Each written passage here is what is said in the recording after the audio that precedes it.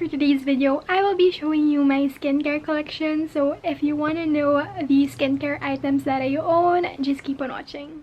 Here are my skincare products. So usually yung mga boxes nandito sa shoe rack. But I decided to put them on this table para lang mapakita sa inyo ng mas maayos. So these are the first 4 products. These 4 products were in the bathroom. Nalagay ko lang sila dito para pakita sa inyo. So I have 2 cleansers right here. I have the A-Stop Foam Face and Body Cleanser. This is my night cleanser. So before I go to sleep, ito yung ginagamit kong cleanser. And then I also have the Senka Perfect Whip na cleanser. This is my morning cleanser naman. So I usually have 2 cleansers open, one for the morning and then one for at night. I also have this Watson's hair removal cream. I don't really like this kasi it's not that effective, but I'm trying to use this up as much as I can kasi sayang naman if I don't finish it up. So I just have that. This one naman is the Secret Nature na cleansing balm. So this is what I use to remove my makeup because I recently found out that makeup wipes aren't good for your face. So maganda na may cleansing balm, and this one I just got from Carmex. I don't use makeup a lot, that's why hindi pa masyadong nauubos to. I also have lip balms here pala kasi I'm gonna put this in my makeup drawers. That's why I removed it in the box. But I have my Carmex lip balm, the favorite ko. So, paubos na to, as you can see. But I really love this. I also have the Laneige na lip sleeping mask. I feel like it's really comparable to the Carmex, but mas expensive to and mas mabango. So this is the berry scent. Super bango amoy candy. I really love this. I think for this small, it's like 250 ata. Basta yun. Expensive. Ito, mga 170 for a tub like this. And then last lip balm I have is this one from Za, I think. This is the Total Hydration Lip Essence, and I got this from Taiwan, and I really love this as well. So those are my lip balms, and meron pa ko yung Burt's Bees na nandun sa makeup drawers ko. Now let's go through this box. These are products that I haven't used, so puro unopened to. You probably saw some of these products in previous haul videos, but I'm still gonna show you each and every product because feeling ko maka-curious kayo kung ano ba yung mga laman nito. So, let's start off with these. These are nail stickers and fake nails. So, ito I got from A-Stop, and I'm gonna link it down below kasi super cute nung design. I haven't tried this, but I'll try it soon and maybe make a video on it. Ito pala yung Sea and Breeze na style. And I also have this one. This is fake nails that my sister got. She gave it to me kasi may mga extras pa siya. So I think she got this from Shopee. I have this Body Xpert na leg conceal foundation. Ito nga hindi ko pa natatry. Like I said, this is unopened, but I feel like I'm gonna get rid of the box and just keep this one. Ayan, para less clutter. And then I also have this iWhite facial wash. Yan, I'm gonna use this when I finish the facial washes I showed you a while ago. Kasi paubos na yung dalawang yun. I have this Keep Cool Soothe Bamboo Mini Kit. This has 3 products inside. So, puro skincare to.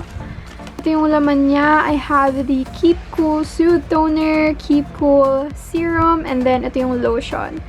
So, ayan, I really want to try this soon. Super tagal na to sa akin, pero hindi ko pa nagagamit kasi ang dami ko pang skincare. Ito yung mga nakabukas. I have some extras of my A-Stop Spot and Treatment Care Patch. I really love these. Super nakakatulong talaga to mag-dry out ng pimples. So, ayan, buta na may extras ako. And I also have here a box of face mask. Actually, tatapon ko na yung box na to. This one is from VT Cosmetics. I actually have ones here kasi I super love these. Super moisturizing na to because I have dry skin and I feel like this is perfect for me. So, ayan. This is the Cica Tone Up Mask. I have 2 left and then meron pa akong dalawa dito sa box na to. Ayan. Igaganyan ko na lang para makita nyo. I have two more things from VT Cosmetics. I have their Cica Smoother. So, parang aloe vera gel siya. I haven't tried this. As you can see, it's still sealed. And I also have this one, yung Cica Mild Foam Cleanser nila. Another face cleanser. I really love stocking up on cleansers because ito yung mga things na hindi ko talaga natatanggal sa skincare routine ko. And I also have this one, yung Cica cream nila. So the tube just looks like this, and I feel like this is gonna be similar to my M+ cream that I'm gonna show you later. Yun yung current moisturizer ko, hindi ko pa rin nauubos until now. I have two of the Banila Co. Clean It Zero Cleansing Balm. So ito yung mga mini size. This is good for traveling. I still haven't used them, but I heard good reviews on these. Also have this Banila Co. Clean It Zero na foam cleanser. I'm saving this for when I travel, maybe in the far future. I also have this one. This is the Life Strong Hair Fix Hold Spray. So parang hairspray lang siya. Lastly, I have this Ilana Take It Easy Makeup Remover. So, mini size lang rin. So, ayan. Yun lang yung laman ng box na to. I got this box from Face Republic when they sent me a prize for a contest. Pero, ayan. I'm gonna put everything back in here.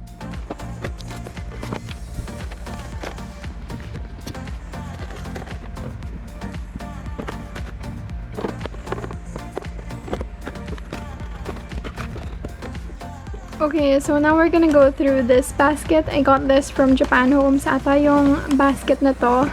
I'm gonna put this back on my shoe rack para wala tayong harang. So this is my skincare basket. Kapag meron akong bagong skincare na na-try na or binuksan, dito ko nilalagay lahat para alam ko kung ano yung mga nabuksan ko and kung ano pa yung hindi. So that's why I have two baskets for skincare.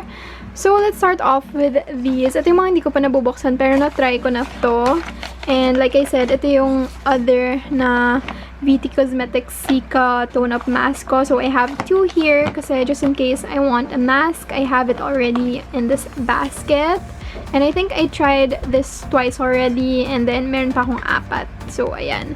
And then, meron din akong itong mask na to. Ito hindi ko pa natatry, pero binigay lang to sa akin. And I just put it here kasi if ever I want a mask, I just have it in hand. This is the Mali Ultra Hydrating Essence Mask. I don't know if this is nice, pero it has aloe. So, feeling ko maganda naman to. And it's a Korean brand. I have other body care products here. I have two things from Body Xpert. I have a Stretchmark lotion and then an Underarm lightening cream. To be honest, I don't use these anymore. So, I don't know kung effective sila. I think I've used this once or twice lang. Pero I just keep it here kasi if ever man ma-decide ko na gamitin, alam ko na na-open ko na siya. So, ayan. I just have this one. This one naman, I used to use a lot kasi maganda yung consistency niya and feeling ko parang hydrating siya. Pero to be honest, I don't know if I see any improvements, but I still use this kasi ano siya, Stretchmark lotion, and I just like it because it's hydrating and it absorbs easily. But yeah, hindi ko na siya masyadong nagagamit kasi tinatamad ako minsan gamitin to.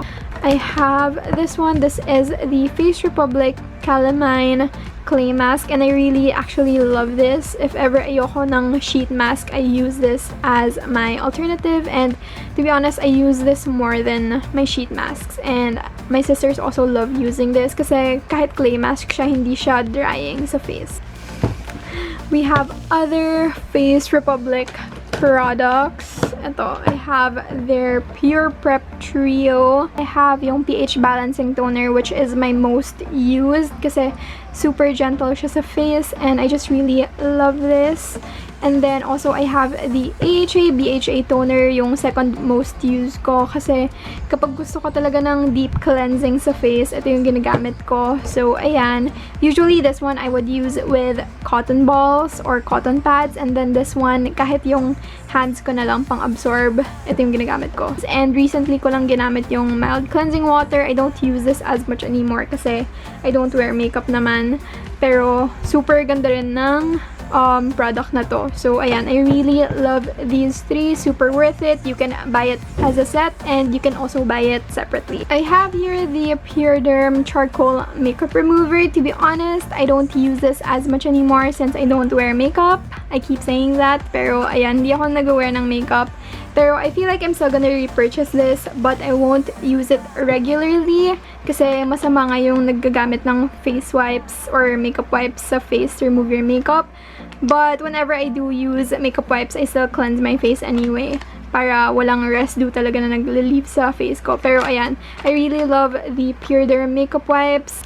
I have the Acne Pimple Master Patch from Cozer X. Actually, yung sa loob nito, I have the A-Stop Pimple Patch also. Ayan, it says A-Stop.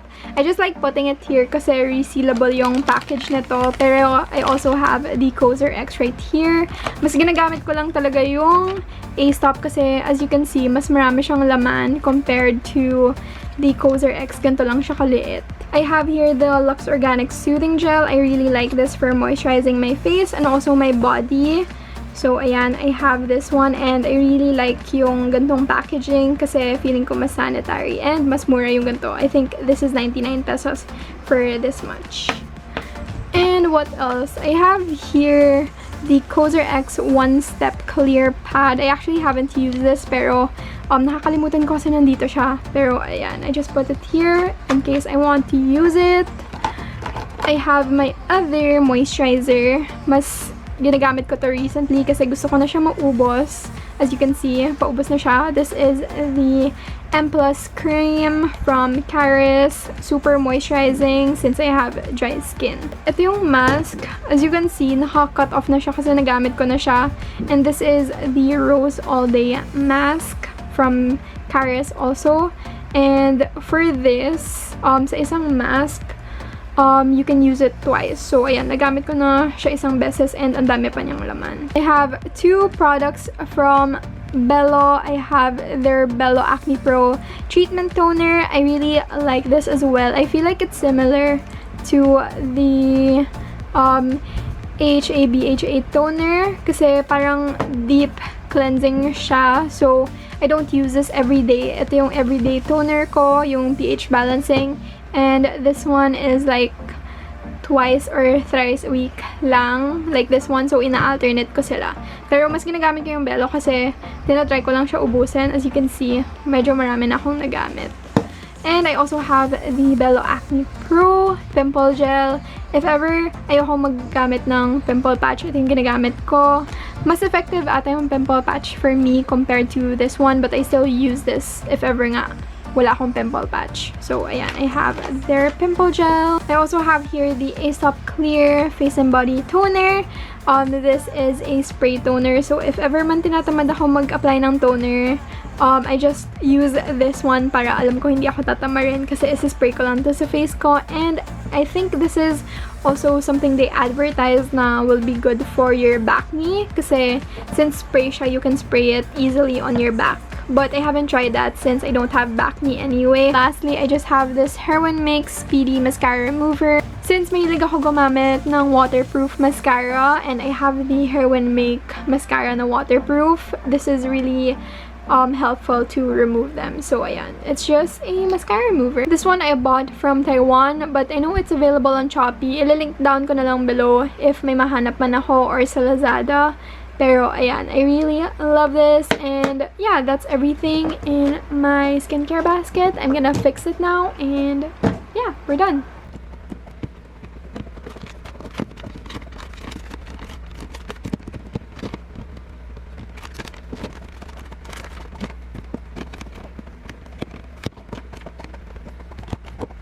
So that is it for my skincare products, my skincare collection. If you like it, please give it a thumbs up. If you like it, comment below any other video suggestions. And yeah, subscribe to my channel and I'll see you next time. Bye! Thanks for watching!